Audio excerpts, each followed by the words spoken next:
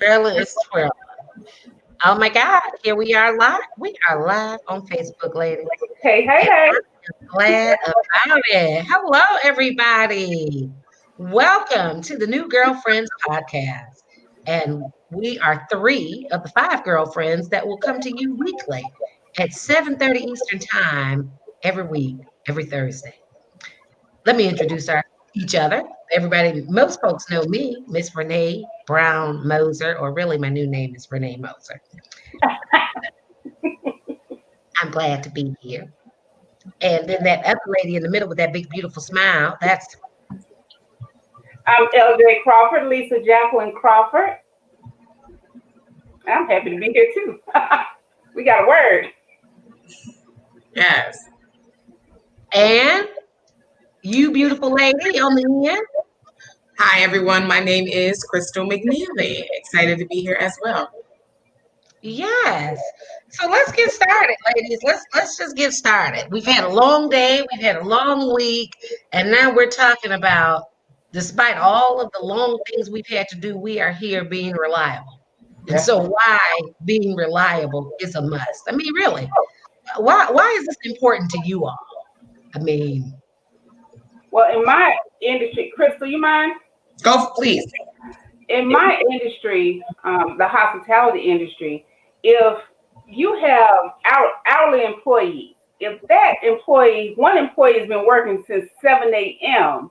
and they're anxious to get off, have planned second jobs to get off by 4, and then this other person doesn't show up for another hour and there's no management to relieve them, that person is unreliable. And I would probably never want to work in front of them again.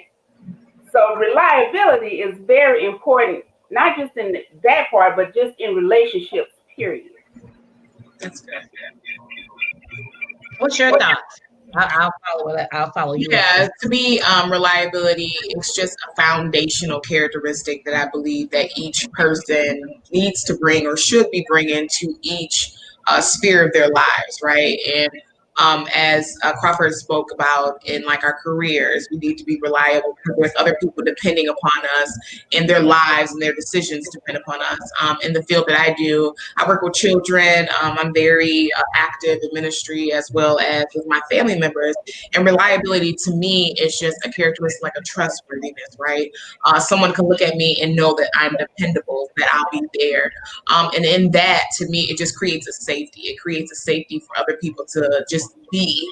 They know that I'm going to be reliable, their remote emotions trustworthy, that, you can confide in me with the children that I work with my family. It just creates an atmosphere of safety that people can begin to blossom and almost be their full identity and their full selves.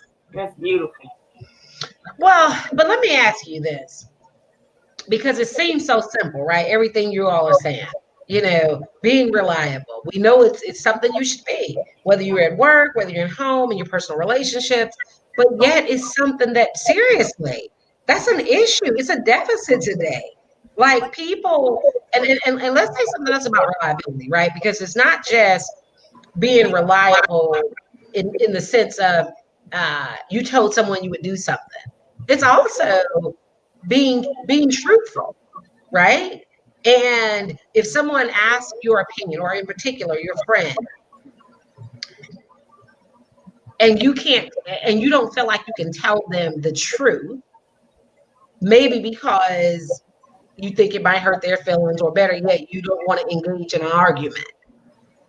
So instead of being honest, you say, oh well, you make an excuse about whatever it is you're trying to get out of. But the person who does that doesn't see that as not being reliable. They don't see that as an issue. Help me to understand that. Mm. Wow. So the person that I had to run that back one more time. So you have one person that needs to say something and they don't. They blow it off. Yeah. Yeah. I That's mean, not I'm simply talking about being truthful, period. Right. So if you consider yourself to be a reliable person, Reliability means I'm going to be reliable regardless of if it offends you, as long as I didn't present anything to you in a disrespectful, rude way, I'm going to speak the truth, right? Right. But Okay.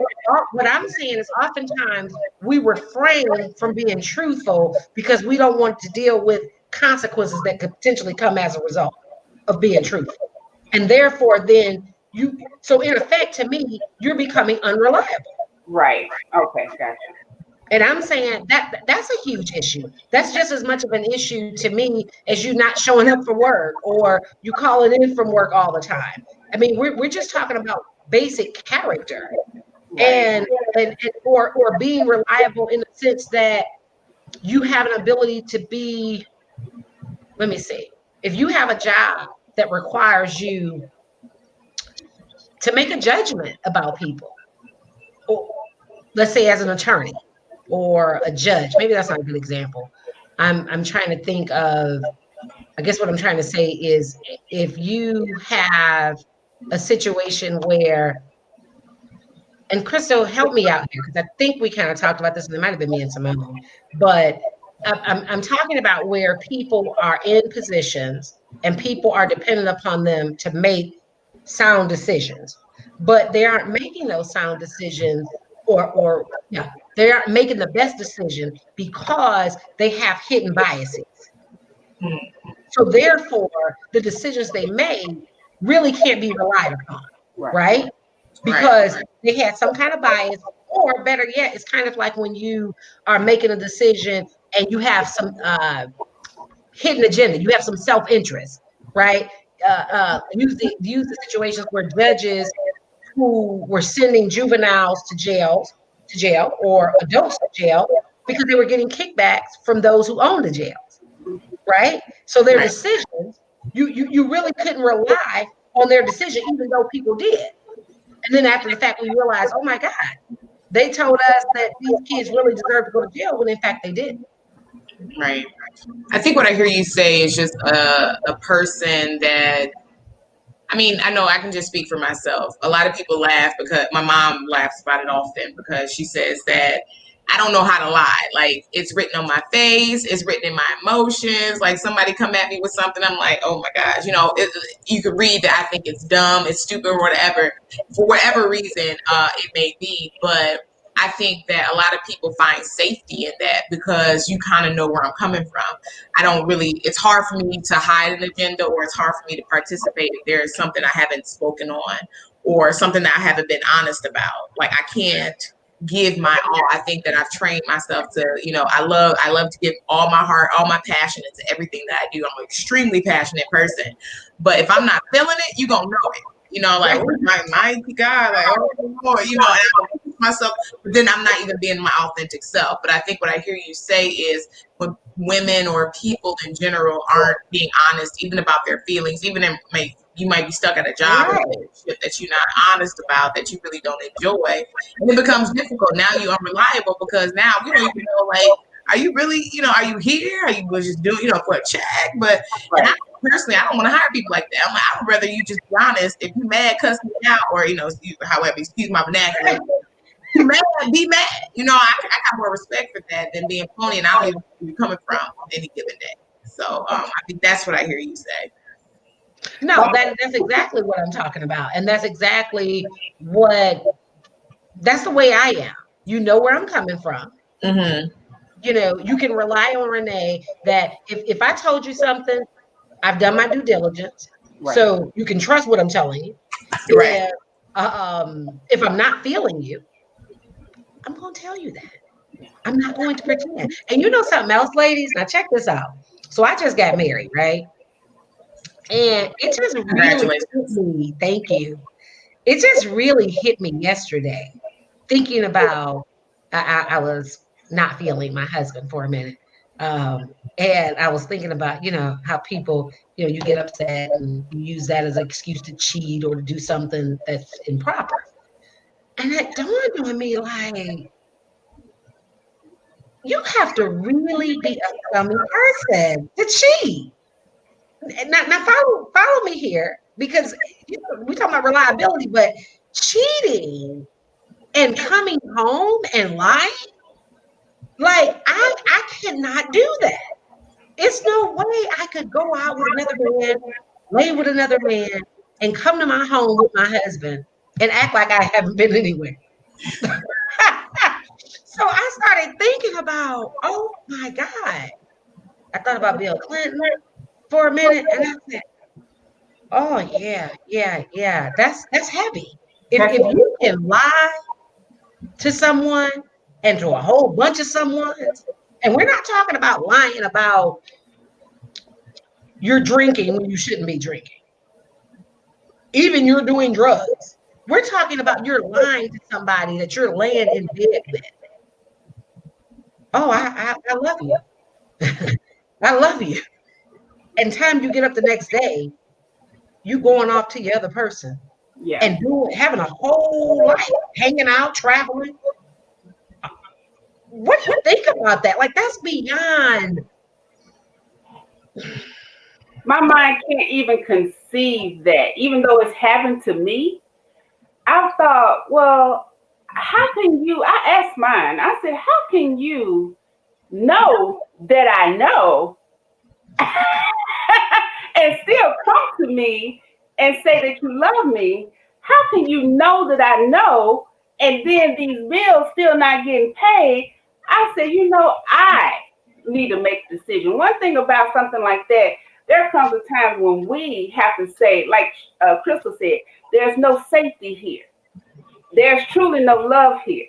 I can't depend on them. I can't trust them. And all of those things sum up to you are not reliable, sir. And it's time for me to bounce. And that's exactly what I did. Praise my name. Yeah, but I want to dig into the spirit that's going on in you that you can just. I mean, no, I'm serious because when I really thought about what it takes for you to lie to somebody like that, like seriously, and don't get me wrong, we all can change, we all can grow, we do change. But what state? What's going on in you when you can carry those kind of lies on? You know, I mean, for extended periods. We're not even talking about maybe an incident. We're talking about when people are really living double lives and they really are lying. Like, what do you all think? Do you think that's I mean, what do you think of that person? What do you think of that kind of person? I mean, really? Crystal? I'm a little newer to the dating world and all of that jazz. Oh, come on, you're not 16. I'm not 16, but I was a little focused early in my years. So I came into the dating about a few years ago. 33 now. So, but for me, just speaking on a spiritual aspect, just thinking about what it is that causes people to fragment from God's original design of who they are.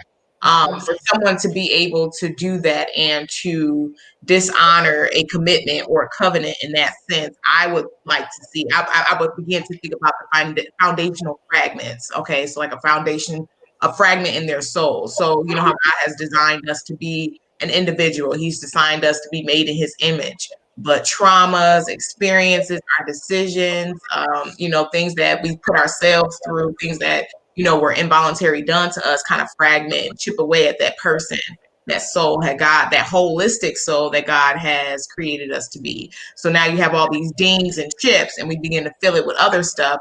And I think that is what removes someone's capacity to be honest and to be dependable. Because they have all these fragments and they filled it with other stuff or basically trash and and for lack of better words, and now it's easier for you to go and do something like that and to be dishonest and look at somebody face and lie where somebody else who with no experiences or points of reference for that wouldn't know what to do with it. Like I'd be like, yo fam, like wait what what I'm saying, like oh, what are we doing, but for me, that's what I think about. Like, okay, you must be pretty broken. And then it's the question of being equally yoked and all that other stuff. So at that point, I'm like, all right, God bless. And see you on your way. Well, now let's ask about this. Thinking of it from a perspective of let's delve into this cheating for just a second. Do you think that someone who has demonstrated clearly being unreliable, untrustworthy, do you think they can be redeemed? Do you think if they come back and say, "Hey, I'm really sorry. Um, I'm just sorry. I didn't mean it. I love you." As for me, Right. This individuals for sure. I I believe that people can change because God knows I have changed. I'm not the person I used to be, and I'm thankful for that. But in the same breath, I would have to, if I was to take somebody back, they would have to show me so much in them that I had never seen before. I mean, they'd have to really dig. They'd have to climb Mount Everest to Come get on. me to backpedal because I don't backpedal, you know. And so, what Crystal said about the foundation of this thing, there's the voids inside of a person can lead to that. Like mine, he didn't have a relationship with his father. They didn't know what it looked like to be in a loving, good relationship. He was abandoned at, a young age. So all of those things. And then when I asked him, after we became friends again, I asked him, I said, why did you cheat on me? There was nothing that you should have needed out there. He said, you're such a sweet spirit. Listen to this contradiction. You're such a sweet spirited person and you never really got mad. And I thought that I could and get away with it. What the diabolical contradiction is that? I didn't understand that, but that's the way he was. But now that to me sounds like a person, for lack of a better phrase, with a real character flaw. Yeah, and that's Because he didn't really think it was a problem. he I didn't mean, think. is that what you heard, Crystal? In that case, he didn't think it was a problem. And on top of the fact he figured he could do it and get away with it. Well, he But I'm knew talking the problem, about, but he just thought that she was easier to get it over with, like get over on it. Because if he didn't think it was a problem, he should have been honest, like, "Yo, ma'am, I'm gonna hang out." That to me, No, you knew. Like the fact that you were sneaking tells me you knew it was wrong. That to you me, was wrong. huh? I didn't even know I had a temper until I met this guy. So when it hit the fan and I had turned into a gangster for Come an on, evening, things settled down. come on. But by that time I was done. but I'm still saying I feel like that's a character flaw to me. Okay, so I'm gonna use let's use something in popular media, I guess. And so that would be the housewives. Let's use Portia from the Atlanta Housewives Okay. and her husband or fiance and the whole situation they had with him cheating on her and him, basically apologizing. And he didn't say, I thought I could get over on you. He just said, we were having issues and I didn't handle it right. Now, that's the bottom line. He said, we were having issues and he didn't handle it right. I mean, to me, is that redeemable? I kind of think so. With him and that situation, I probably would have took him back too, because that after what is that you go through after you have a baby that makes you crazy? Postpartum. Oh, Postpartum, it's real. And that was one of his things. He said, we struggled through that postpartum, and she was, she knew it, and things had leveled out, and he was used to one thing, but he just didn't have enough self control. And he said that to her. So I would have given him another chance, but that would have been his only other chance. what Because about I you, believe him. newbie? Well, being a novice, ooh, that's a tough one. I personally probably wouldn't bounce back for that. I think that it just depends on I would have to look at several factors: the history, um, the amount of issues prior to, because I think before someone leads up, there's probably breaks in the communication or relationship prior to something like a culminating act as such as that. So I would have to evaluate everything and kind of do a cost benefit analysis and decide whether or not that you are the one, or should I move on and look for another. But I might have a little more energy in the game. I don't know. I probably would say God bless you and send you on your and block you. My block game is strong. They be laughing. They like, girl, you drop. I'm like, I don't have time. Like when you get older, and I didn't date early, so I don't know the game. Like to me, it's all interesting. It's interesting. I'm a diehard Portia fan, so I really keep up with Portia. I don't keep up with a lot of people, but I love that little girl. I want her to be happy so bad. But all the things leading up to it, him moving in the house, they moved in too fast together, and then she wanted to have him pay rent. He was in one room. So it was a lot of building blocks before the baby came. Okay. So I guess me looking at it from her standpoint, I can understand her taking him back. Right. Well, I guess I kind of feel like this. And so that brings us back, Crystal, to the spirituality, right? Because we say that we are women of God now. So just as much as we want people to be reliable, we also have to demonstrate mercy. So because oftentimes I'm thinking we let our God down with some of our thoughts and actions, but yet God never sort of turns his back on us. So if a person really comes back and says, I'm sorry, and maybe owns I have an issue or issues, I think especially in a marriage, but I'm going to just say even in a friendship, because it can be girlfriends, right? We're friends, and you tell me you're going to do something and you don't do it. It hurt my feelings. I used to be a person to be like, okay, I'm cutting you off. I'm never talking to you because I'm angry about it. I'm never talking to you. But now, as a mature woman of God, it's like, no, that's not how you do things. You got to be a bit more understanding. And then you have to be willing to show mercy.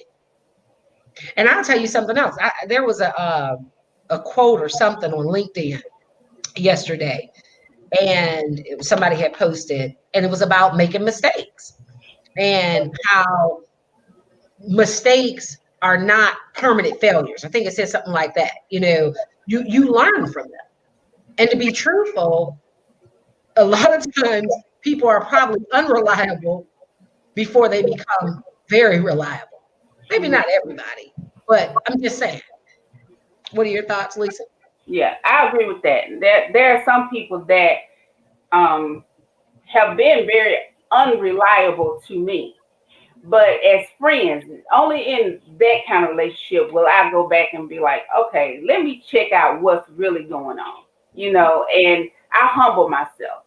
I humbled myself not too long ago. I have a girlfriend and we never talked, but we've been friends since about 15 years old. But something happened in our family. I reached out to say, give her a note. We talked for a few minutes and we'll probably never talk again till who knows when. But I have to make a conscious decision to reach out to people because I know they background, and I give a lot of mercy when it comes to friendship, girlfriends. Oh, but not a man. not a man. I mean, come on, ladies. Now, and we have to talk about this because now that's really deep, bringing it back to us as women. So using the examples that we still on this relationship kind of thing. So Crystal, especially for you, so we already know you got block games, so you probably got low patience too. So you tap in. I'm working on it. So therefore, okay, let's give a scenario. Your girlfriend and your boyfriend ended up hooking up. but you can forgive him, but you don't talk to her again. See, I'd probably be done with both of them personally. That's just how I roll. But what you're talking about with mercy and stuff, it makes so much sense. And that's something I think that the way or the patterns in which people operate mercy and forgiveness is kind of how we operate mercy and forgiveness in our relationship with God, one on one with ourselves. So, if you have what they call more of the orphan spirit, or, you feel like if you do something wrong, God, he doesn't love you, he ain't thinking about you, you're harsher on yourself. That pattern kind of translates into relationships. And I know for me, I've been on a journey of deliverance from that. However, I think it really is subjective, right? Like, okay, what are you willing to, like, every woman has their deal breakers and every woman has their tolerance level. It's going to be different woman to woman because of our own experiences. And for me, I don't have a point of reference for that. So that probably be a deal breaker personally, where I might allow him to, I don't know, nothing stupid, because I don't have much patience. But I mean, I don't know. I'm being real, just keep it real. I've never been cheated on, and I don't know. I try not to things I'm not too familiar on, but yeah. Well, I gotta say, so Lisa, we old enough to know now. Wait a minute, my daughter asked me, I think it was last year, the year before, Mom, what if you got married? What if your husband cheated on you with your girlfriend? Would you basically forgive them? And I had to admit that at this point in my life, I absolutely would, because of where I am in terms of my maturity. Right. I haven't always been here. There's a time I would have been just like you, Crystal. No, they both got to go. I don't care what they said, blah, blah, blah, blah, blah. But it's different now. Right. I'm mature now. I know a little bit better now. And so, and the one thing I know for sure, if I can forgive him, like women so often do, it might be the kryptonite. I don't know what makes us do it, but we will forgive him. But we will not forgive our girlfriend. And that I don't understand. I don't understand. And the man can be so unreliable. He's already shown us he lies, he cheats. Some women even got men who steal from them. And they take them back. But a girlfriend, they're like, I'm never talking to her again. Come on now. I mean, even in the church, like the pastor, you have several women sleeping with the pastor, and they will all not talk to each other. Might have some, yeah. I've heard these kind of stories, but yet we're talking to the man. Why is that? Because your girlfriend, she knows your heart. You cried to her, you've been with her, you talked to her. She knows you. I think you. And not only that, I think intimacy, non-sexual intimacy, is built easier. Intimacy is right. It's just I heard this quote. It's called like intimacy. They analogize it to into me you see. I think women show themselves intimately to other women because, right, we can identify with each other. We understand feelings and all that kind of stuff. And for men, intimacy, I've seen and I've noticed it's strictly, sexual and physical. So it's harder to have that same intimacy. So when you are hurt by someone that you've been intimate with, as far as sharing your heart, your feelings, your deepest secrets, it's it's harder to, forgiveness to me is different. Like, okay, I can forgive you, but I may not go back to where we were. Like, you're still going to in your access to my heart. But as far as intimate, you see, I think we're more intimate with girlfriends than we are with a male, unless you've intentionally, built it with the male, and that comes with time, history, and stuff like that. To me, again, I'm anonymous, right? So I have to preference that, with that. So yeah. But I guess I'm not understanding that though, Crystal. You're saying women, we have this into me you see. We're letting each other into us. We're letting the men into us. And I think when your body connects, you really letting them into you. That's true. So I'm Yeah. saying if this man who who I've let into my body has let me down, but yet I can forgive him. And Lisa, who I have let into my heart and spirit as a girlfriend, I have shared deep, dark secrets, maybe some of the same secrets I shared with him. She let me down. Why can't I love her again as my girlfriend, as my sister friend, like I'm loving this man who lying again? I It's mean, kind really. of, this might be over my head. It might be a little over my head, but I also know that I have forgiven people. I've never been in this situation ever, but I've seen it. Mhm. And the lady, the wife, she forgave because we was all in the church together. She forgave them. She just didn't deal with them. So she said, I can forgive them if they needed something. I could help them, but I don't need them in my inner circle anymore.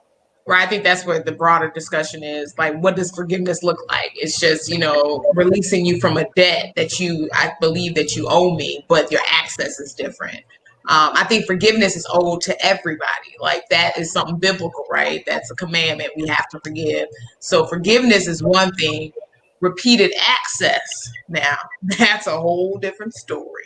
Now, when I hear you say, Renee, like the women give the men access again, I can't speak to it. I don't know. And I think what I'm saying there, yeah, that is what women do. Yeah. Many women, and while I haven't personally been in a situation like this, I have definitely seen it over and over and over.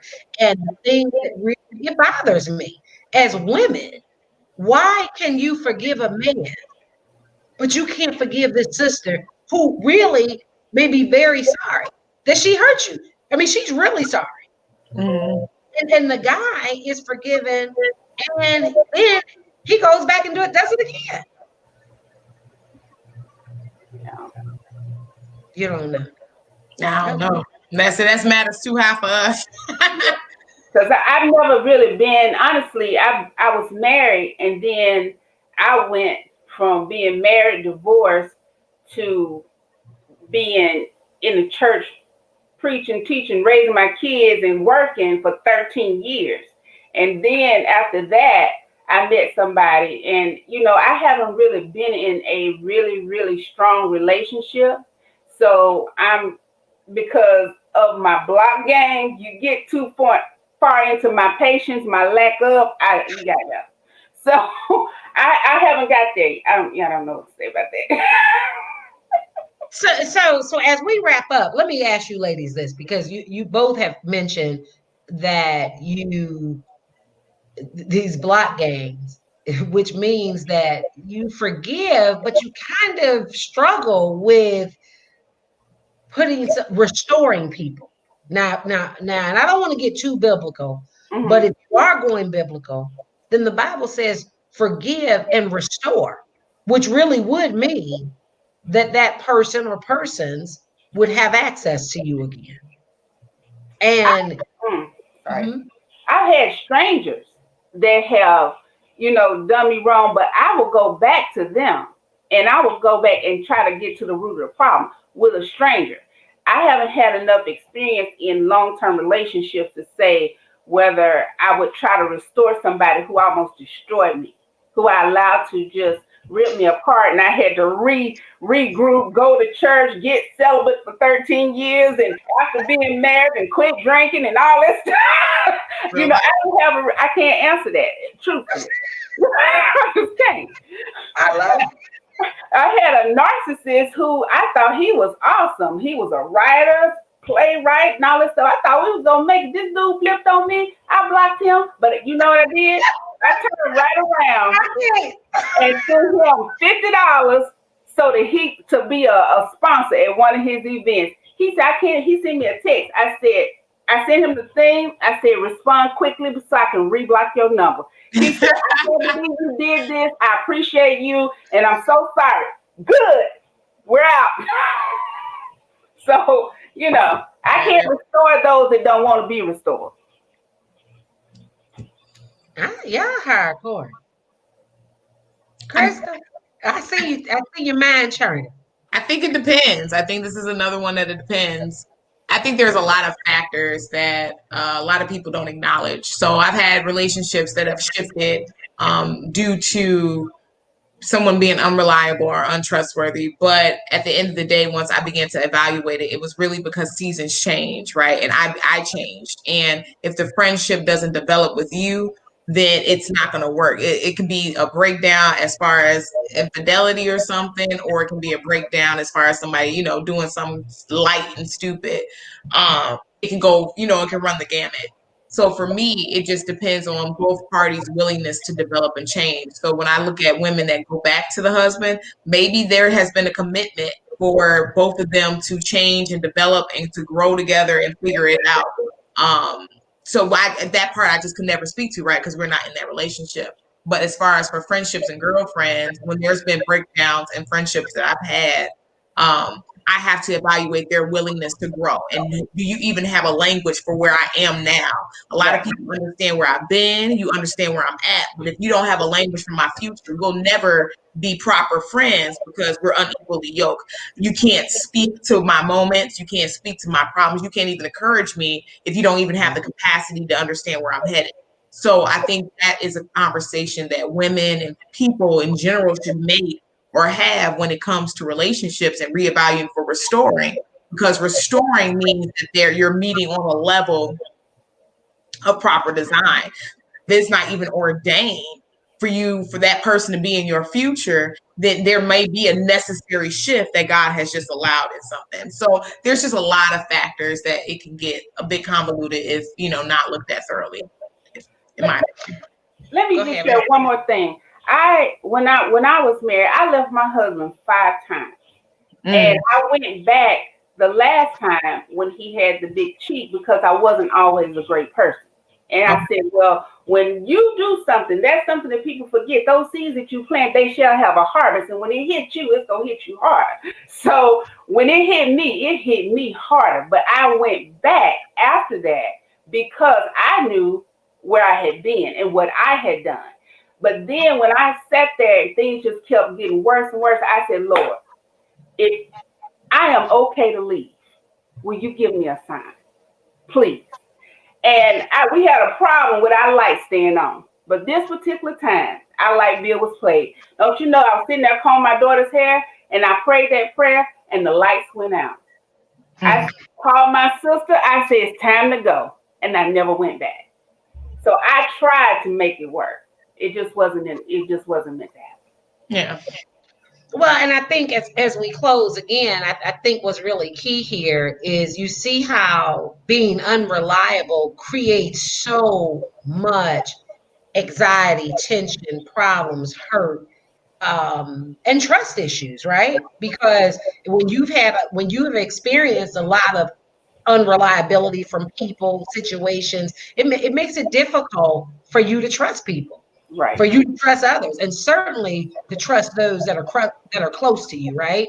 Right. So, just in closing, for me, I guess I just want to encourage people to really, at all costs, no matter what, do your best to be reliable. Do your best to be honest, and it doesn't matter what somebody else feels. Do what works for you. Just be honest though.